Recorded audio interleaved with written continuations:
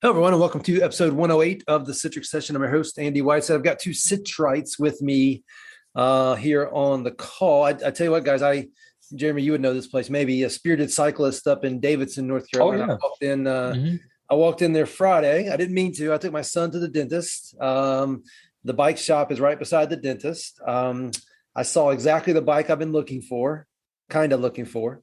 And so I just started talking to the guy. I ended up buying it. I've needed a bike. My bike's 20 years old. It weighs 1,000 pounds. It's horrible. It's a horrible mountain bike. I needed a bike. I deserve a bike. I bought an entry-level Specialized, so it's not that nice of a bike, but still nice. Long story short, I've got on my Citrite shirt, and the guy who owns the bike shop asked me what a Citrite was, and he automatically associated it with Citrix because as I started talking, he started talking about his file storage, aka share file, aka Citrix files. So it's still out there. People still have an idea what it is. That's pretty wild. That's very wild. That's awesome. That's right. I've got relatives, Andy, that still think I work for the GoToMeeting company. Well, and do you still try to explain to them or you just let it go? I just let it go. You just let it go. Yeah. Sometimes it's not, the juice isn't worth the squeeze. Yeah.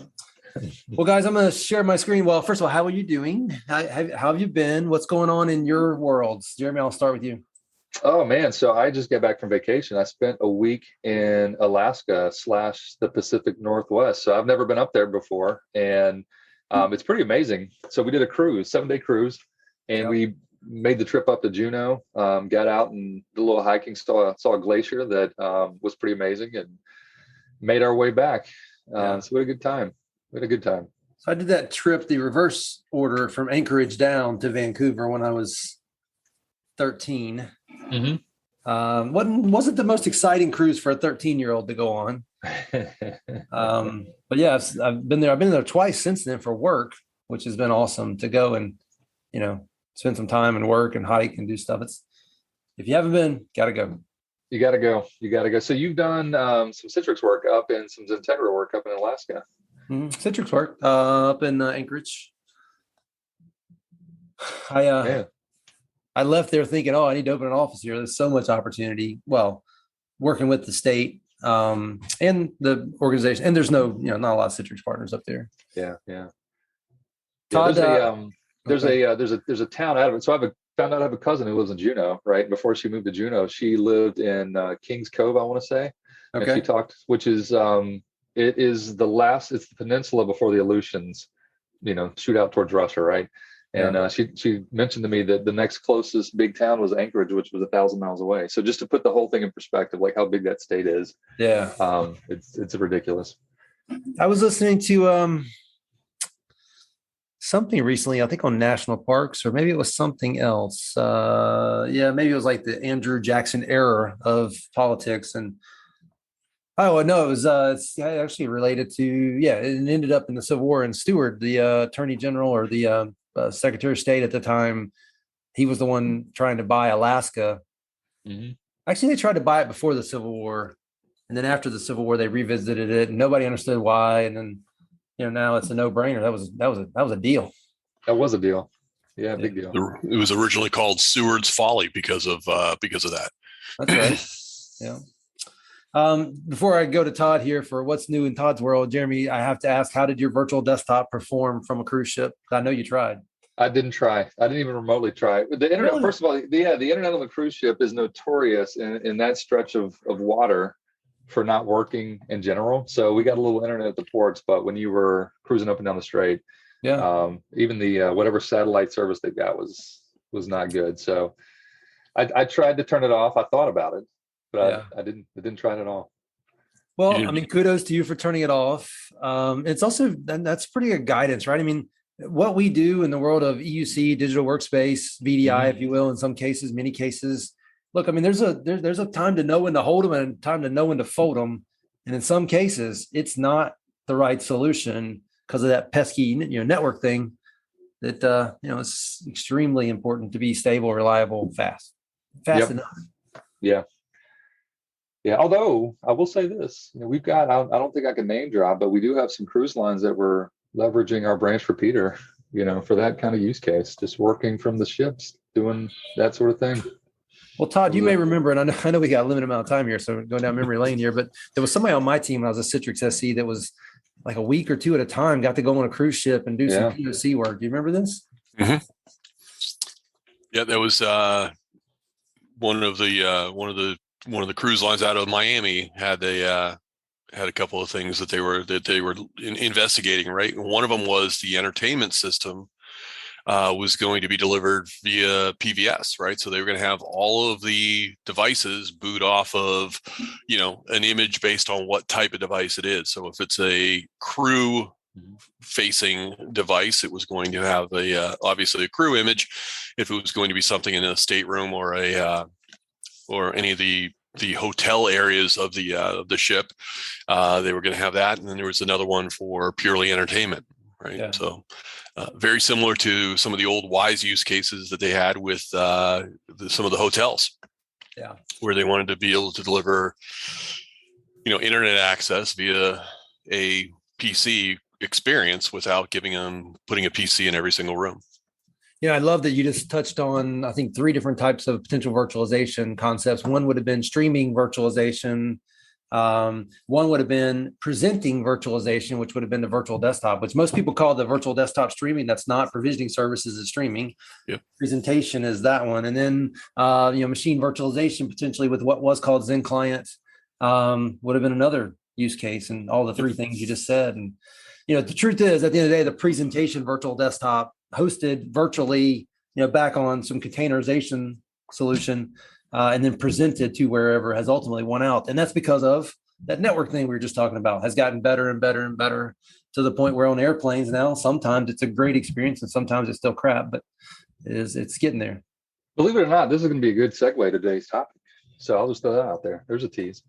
All right, real quick, Todd, anything important that we know about in your world going on?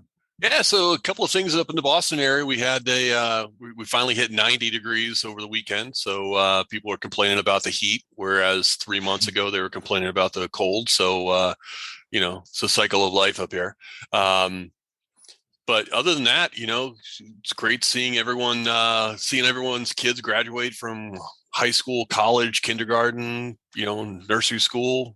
It's that time of year. And it's great also to hear people are taking some time off and enjoying themselves and kind of finding a way to disconnect from work, either by doing it intentionally, by not paying attention or not trying to work while they're on vacation, or unintentionally, like having a ship that doesn't always have great, reliable internet access. So this week is the week XenTegra gives away our Ford Bronco with our Work Has No Boundaries campaign. And, I think as I say that out loud, sometimes I'm like, work has no boundaries. Yay. And then I'm like, work has no boundaries. No. Well, I've committed to work to live to work. So I'm toast anyway. All right. So for today's topic, we have a concept from Citrix I want to review. Let me share my screen.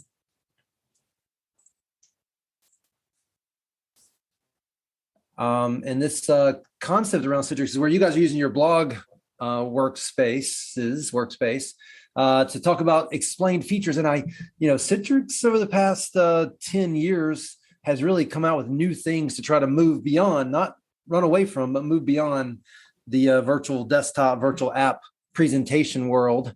I'm a huge fan of the old product name Presentation Server, because as a truist, I thought it really did exemplify what the product did. Of course, marketing guys didn't like it too much. But now we're talking about things like, how to allow people to work remotely, but work securely without having to go through that virtual presentation layer. Guys, any just kind of general ideas? And we're going to do a bunch of these, features explained. This is by Stephen Beals.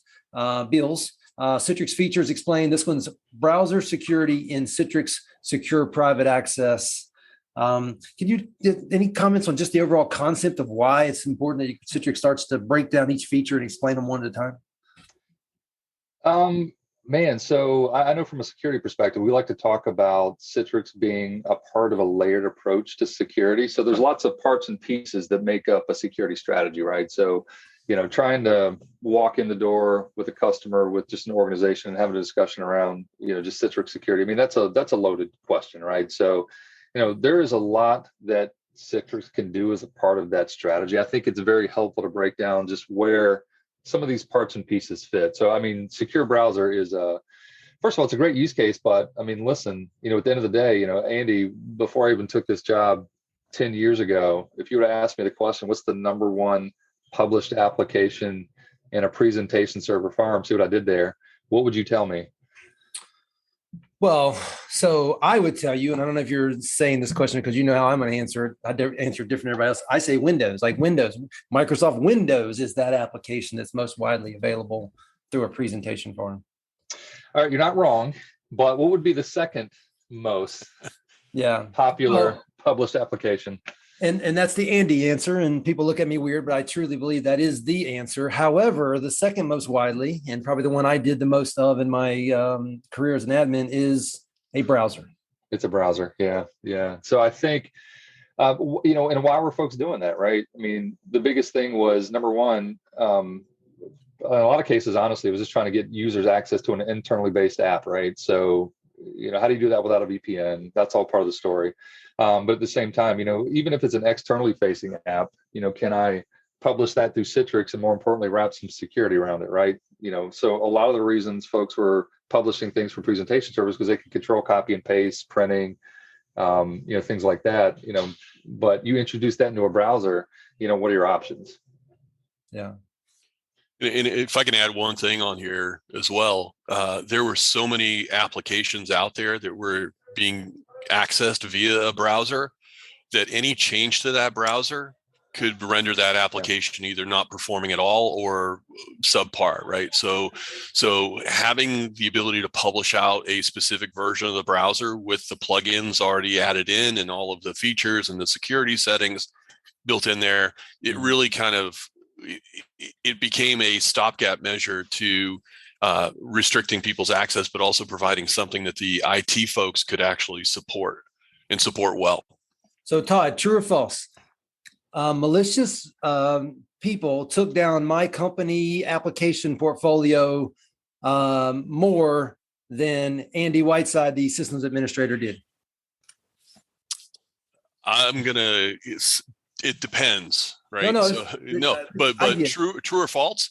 It would be oftentimes it's a user error that's causing this. Yeah, I took the whole thing down. Middle of the day, flick the switch. Okay, that fixes that issue. No problem. Next thing you know, the phone's ringing. Everybody's down because I systematically made a change to something. And at least in the world of presentation, I can put it right back versus hitting the button that says, okay, roll that back and roll this in, which could take forever. Well, and the other thing, Andy, that a lot of the software vendors, the browser vendors have trained us to do is just click randomly and just to accept all updates and accept by default when we add in a plugin or when we add or change a configuration setting, right? So taking that control away from the sysadmins and the security professionals has really caused some havoc out there in a lot of organizations. What used to be under the control of the IT folks is now being pushed over towards the end users, which can have a huge impact on both security as well as performance. Yeah. Hey, so guys, in the world of Citrix, when it comes to secure private access related to a browser, I think there's at least 3 items to be covered. And I'm not sure exactly which ones this one's covering, where we're actually controlling the flow of the data back and forth through some type of, proxying mechanism. There's the secure browser, which is embedded in the workspace app. And then there's a secure browser workspace service, where it's actually launching the browser somewhat seamlessly, very seamlessly to the end user, but in some other data center where you're totally isolating it other than the screen shots that come across. What is this blog specifically covering, or is it covering all of them? I think it's covering all of them, right? So the first thing first, it talks about, to that last thing, the flow, right? Or I guess maybe I'm gonna butcher the flow here, but ultimately there's 2 things that this blog author definitely hits on: is what is that user experience like? What is the user clicking on, and what's launching whenever they do the clicking? So if I've got a URL that I'm clicking, I think there are 2 ways for that URL to be presented to that end user. The first one is there is a service that Citrix hosts called the Secure Browser Service. And that is basically we like to call it a throwaway browser, but it's a browser instance that will launch that URL inside a containerized browser that's off your data center. So think about that original discussion where you published a URL, Andy, off your presentation server farm, your XenApp farm. That browser actually sat in your data center. This one actually sits offsite. In fact, Citrix hosts this, they manage it, they update it and maintain it. And the nice thing about it is once you click the link and it fires up, that instance is created. It renders your web page. We'll skip the flow right now just to say that it also works with internal apps within your data center. So we can broker into an internal web app. But as soon as that user closes the tab, guess what? That browser's gone. So along with any of the data that was in it. So that's a pretty important concept. The other thing that this article hits on is there's also a browser embedded within any of the modern workspace apps. So if you're launching this not from the workspace for web, but from your local workspace app, then it'll actually initiate that local browser session within workspace app, which, by the way, the security controls that you get are the same ones you get in the browser service. It's just, where is that browser hosted? Either A, in the browser service, or B, launched from the workspace app. So does that make sense? No, it does for me. I just find it, for whatever reason, a lot of legacy Citrix customers or even new ones, they're just so understanding that Citrix is this presentation virtualization company that they don't even know these options exist. And you really don't even think that way until you start thinking digital workspace as a solution. And then all of a sudden, left turns, right turns, go straight, turn around, go backwards. They all become doable within one pane of glass. Yeah, so I had a customer recently that we went down this path with, and they showed me what their user experience was for their positions, right? And the way it worked is they launched their EMR, and once they were inside their EMR, again, their EMR is hosted within their data center. It's being delivered with, CVAD, right? And once they got into that EMR, sitting on a desktop inside their data center, we noticed that there was another page that popped up, and guess what that was? It was literally a URL that just had web links.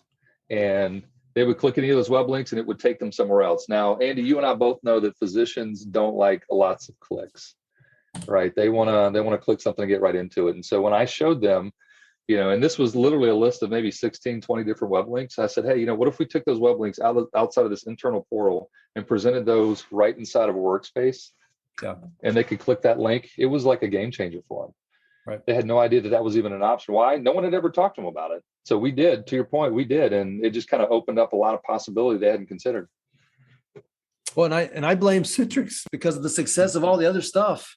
People just kind of, there's still people to this day that are just now learning about remoting protocols and how magical that is. I saw my first one in 1999. The success of that has kind of dwarfed all this other stuff, but this other stuff is where it's going next. Yeah. As the world of SaaS becomes more and more mainstream every day for everything. Yep. Nope. You're absolutely right. Now, I think what's different is the fact that you can apply those same policies that we're used to doing with presentation server to any of these web links. And that's a game changer, right? So certainly I can do some single sign-on with these web apps. That's great. But being able to wrap that same level of security to it, and at the end of the day, also bypass the VPN just like I could before. Again, that touches on that network flow you just discussed. But we've got a way to broker internal websites, even if they're rendered locally on my device. Yeah. Well, not only that, but also being able to control the access, right? So have it based on role-based access controls, but also being able to manage and control cut and paste and clipboard functionalities and printing functionalities as well within the browser, even though it's coming from a secure browser service or from a secure browser inside the workspace app.